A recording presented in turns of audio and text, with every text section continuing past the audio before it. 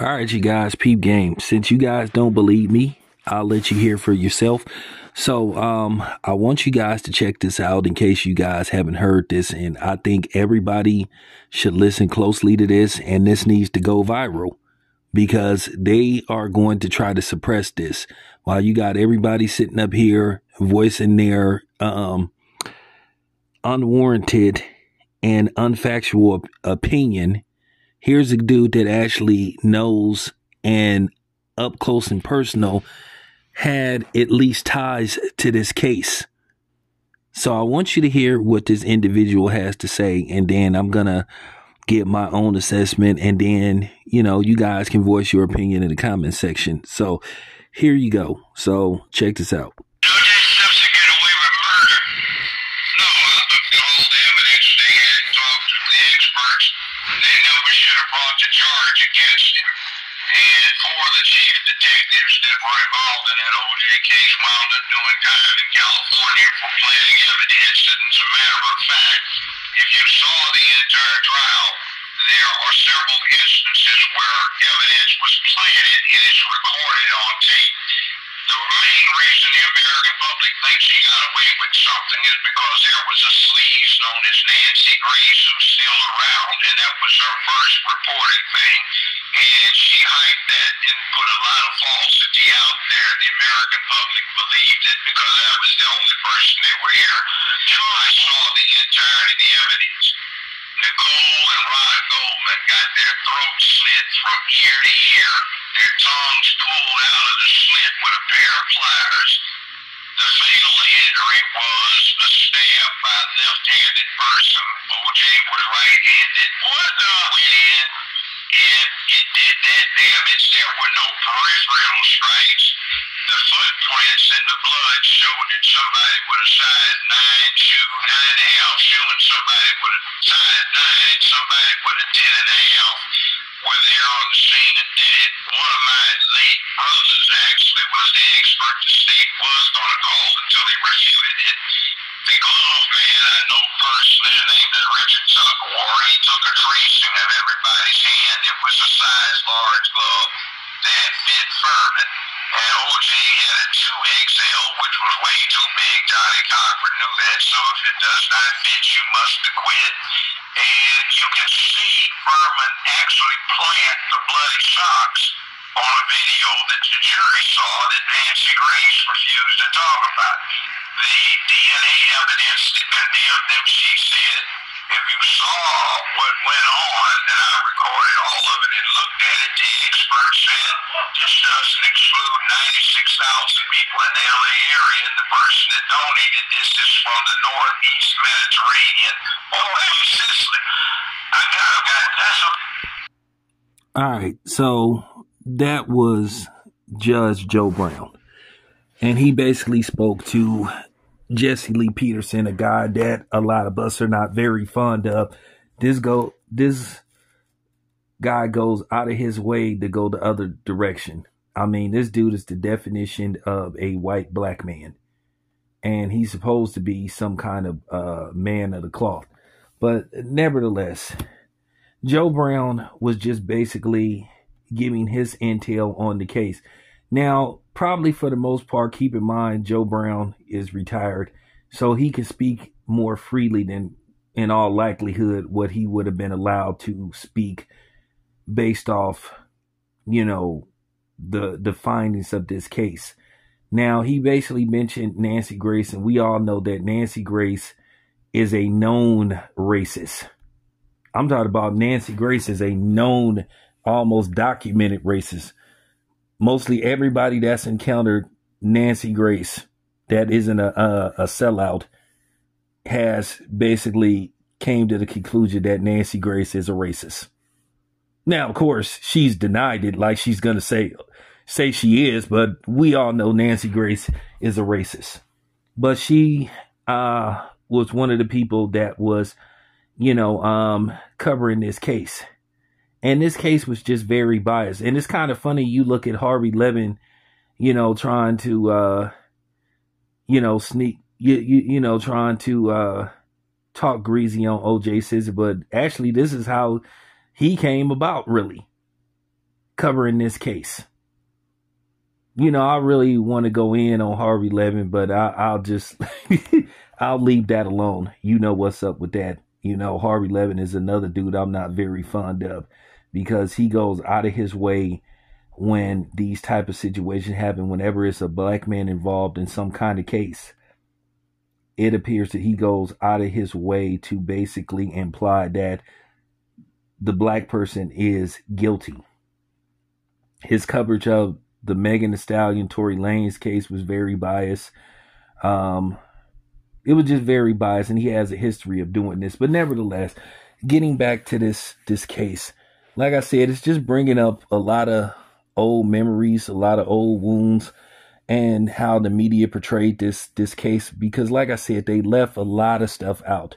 I have other videos that I could put together where you have other people that are testifying that worked this case, that admitted, like, these are videos from like 6 years ago where a dude that worked the case said there's no way he believed that O.J. Simpson did this by himself. Now, keep in mind, Joe Brown said something very important. He said that there were at least two people there. They wore a 10.5 and a size 9. O.J. Simpson was documented as wearing a size 12. O.J. Simpson wore a size 12 in shoes. So, once again, if you're going to off somebody, take them out the game, out of the game, out them, you know what I'm saying, out of the game of life, why would you wear shoes that didn't fit?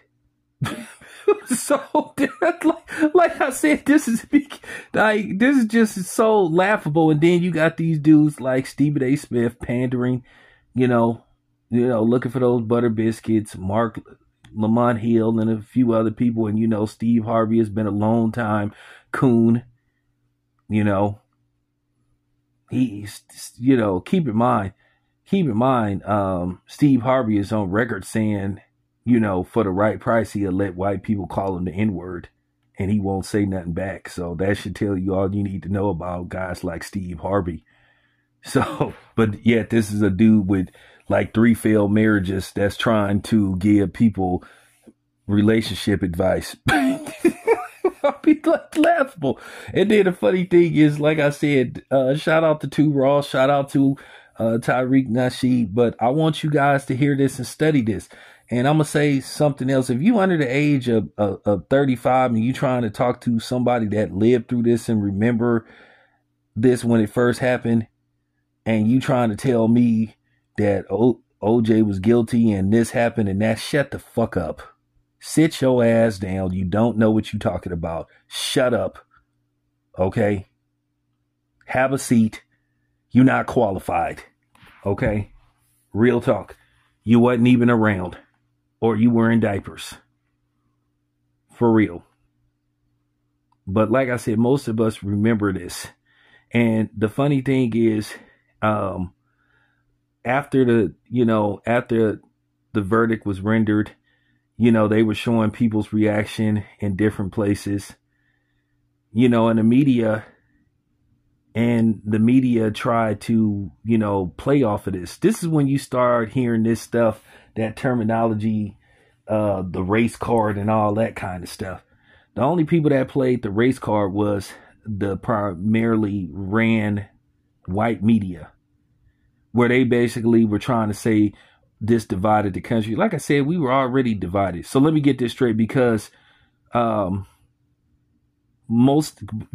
black people at that one time, we were on code and we decided we not going to condemn OJ just because you wanted us to, and we didn't comply. And because we wasn't allowed to have our own opinion off the case based off the evidence we saw and how this trial was covered. Oh, that's why we divided, because we don't agree with y'all, huh? Oh, okay, so we can't have a difference of opinion.